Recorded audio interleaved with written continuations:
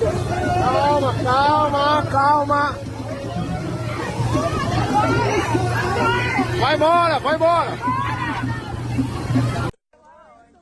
Today, at least 3 speedboats collided with a slope that broke away from the capital canyons in the south of Minas. The information was confirmed by the Ministry of Emergencies.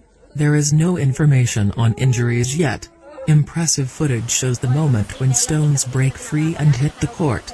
Heavy rains continue to damage several regions of the state of Minas Gerais. From yesterday to the present day, the flood displaced 32 families, destroyed bridges and damaged the town hall. According to the latest bulletin of the state civil defense, the rainy season since October has already claimed the lives of 6 people and forced at least 16,000 people to flee their homes. More than 120 municipalities are in an emergency. Heavy rain caused 11 families to find themselves stranded this morning in Watuba, in the Belo Horizonte metropolitan area. The fire service and the civil defense of the municipality took the victims out of their houses.